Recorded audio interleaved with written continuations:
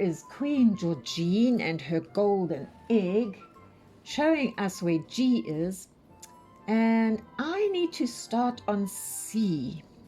Preferably the low C, which is Prince Christian's Gate, with its very own line below Queen Georgine's staff.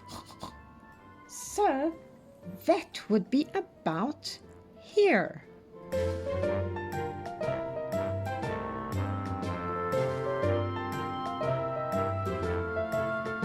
There we go. Oh, hello. Are we filming already? Welcome to a lesson on how to write a melody following the instructions we learned in lesson 23. Casper inspired me to try and write my own melody. So, here goes. I first have to choose the scale I want to take the notes from for my melody. That is easy because we have only learned the C major scale, which starts on C and ends on C. I wonder when we are going to learn another scale. Anyway, I need to start on the home note, which in the C major scale is C. I will follow Casper's example and start on the bottom C, but my melody needs to be different to his melody. So, I know, I will start with skips instead of steps. So, if I start on Prince Christian's low C, then a skip up would mean that I jump over the space to the next line. That would be the note E.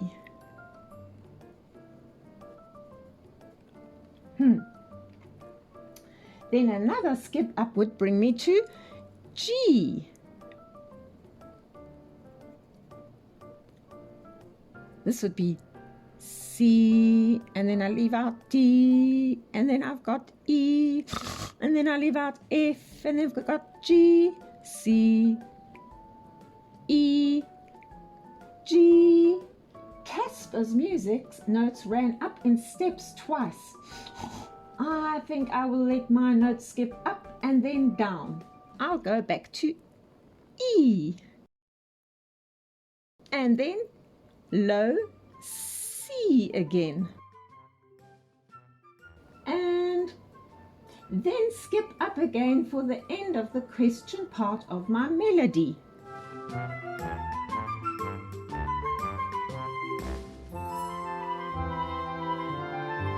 For the answer, I will repeat the beginning of the song, because when we answer a question, we often repeat a part of the question. For example, where must the notes be written is answered with the notes must be written into the music staff. Also, repetition apparently joins the two parts together. So, here goes again. C, C, leave out the D, E, C, E, G.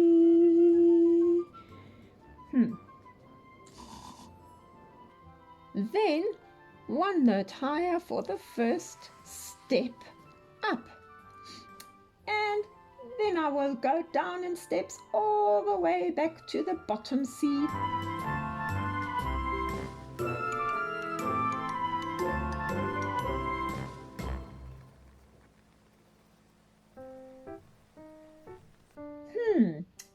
I'm missing a leap. I have skips and steps, but no leap. Where can I put a leap? Oh, I think I know where. Here in the first row, I can bring in another A. Then I will have a leap from C to A. That's what I'll do.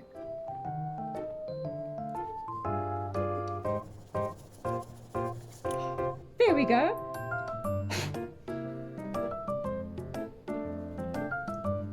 A. Right. So now I also have a leap from the C to the A. I think I need to put in the note values now, my hop notes, my running notes, and all of that. Just a moment.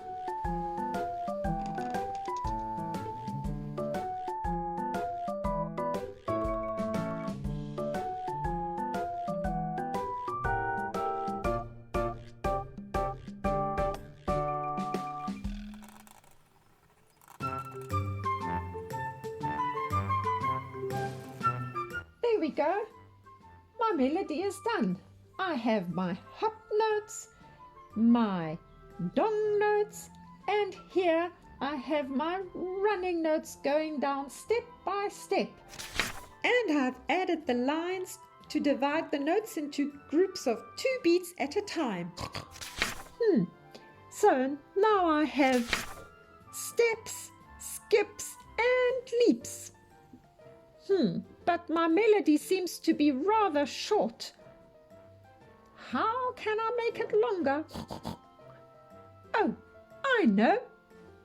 I will just put a repeat sign. There we go. Now it is longer. I wonder what it sounds like. I need someone to play my melody for me. And I think I know who I will ask. Hello, Miss Piggy. Apparently you have something for me to play. Yes, I have been wanting to write a melody like Casper did, following the steps you and Casper mentioned in our previous lesson. So here it is at last. Can you play it for me, please? I would love to. Let's put it on here.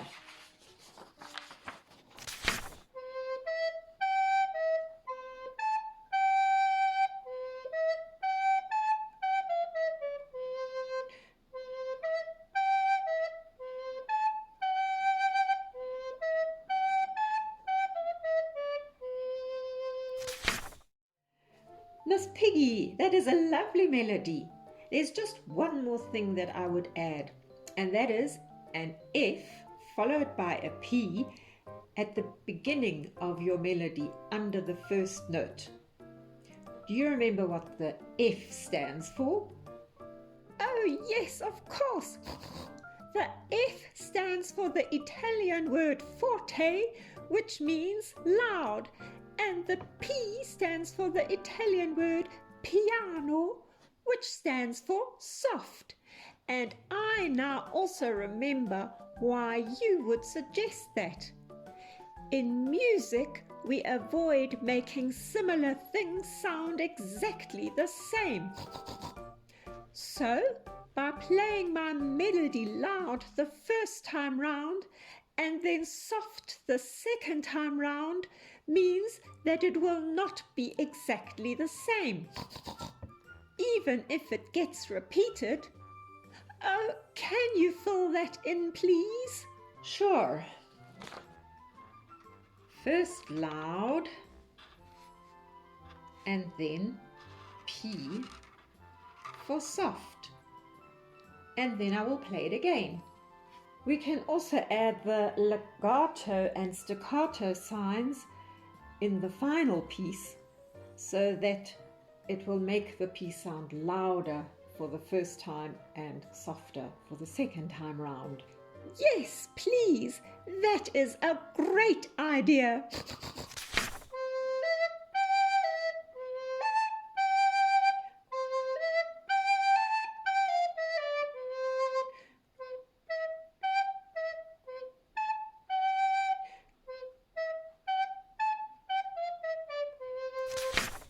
Miss Piggy, can we use your melody as the song that our recorder students can practice for this lesson? If you think that it is good enough, then I would be honored if they would practice my melody. I still have a question, something that I have been wondering about. We have only learned the C major scale, which goes from C to C. Can't we also play the D major scale and write melodies in the D major scale, because we already know the low D and the high D? Ah, Miss Piggy, you're one step ahead of me. That is a very good question. Yes, we can use the D major scale to write melodies. Melodies starting on D and ending on D.